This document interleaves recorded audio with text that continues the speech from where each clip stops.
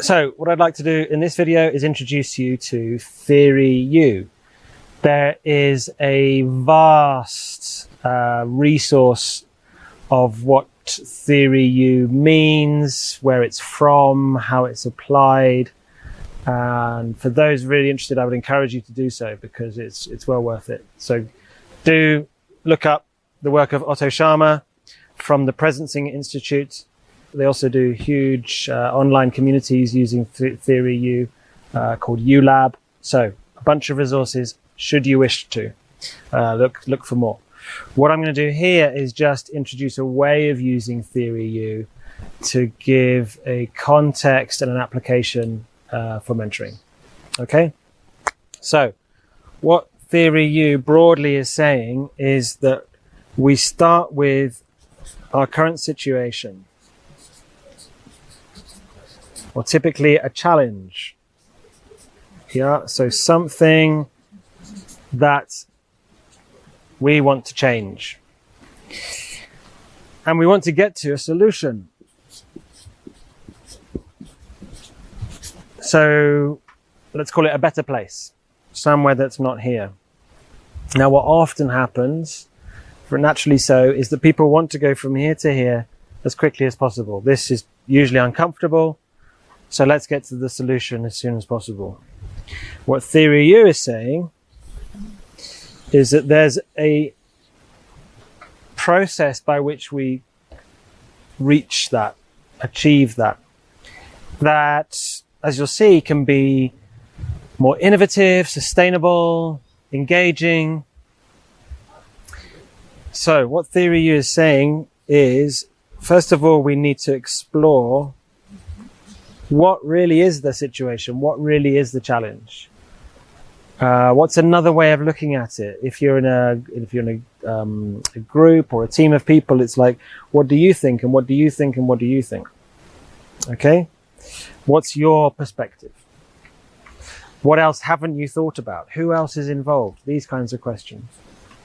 So when you've really explored what's current, what's been going on, then there's the opportunity to reflect.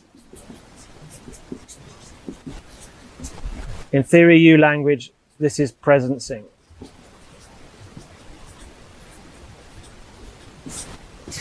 This is pausing to tune into where am I now, having done all this exploration, but also where am I going? Sometimes referred to what's the emerging future? Okay. So this is a pause. This is a moment. This is a space.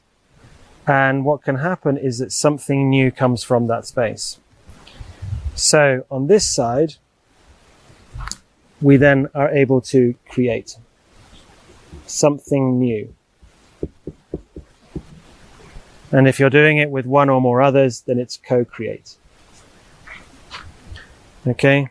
For me, it's also co-creating with that future that wants to emerge. So, a couple of things to notice with this. One is that here, we typically start in the head.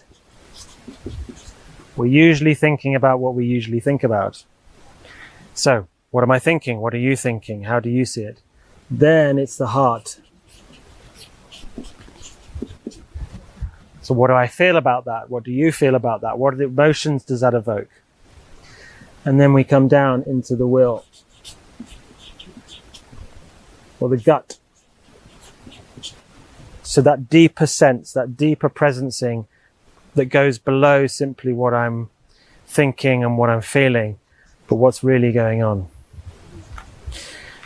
So we drop down from the head to the heart, into the gut, if you like. And as we're doing so, what's happening is there is a process of letting go.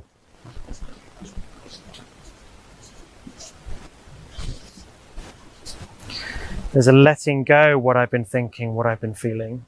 And this creates that space here for something new to emerge. So this is letting in, or letting come, it's sometimes called.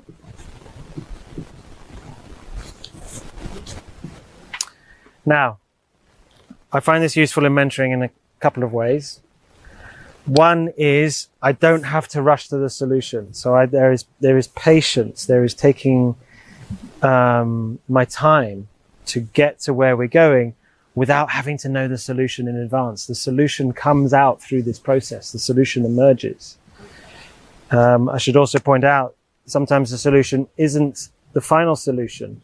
Over here, we prototype. We try things out, we experiment, we learn. And then we go through this again, and we go through it again until we derive at the solution that we really want. The other thing, so there's patience. And the other thing I find is that this, coming down to here, might take up 80 or 90% of the conversation.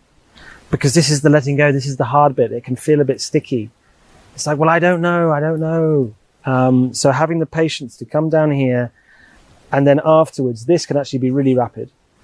Coming up with new ideas, new possibilities, new commitments, that might be even in the last 10 or 5% of the conversation.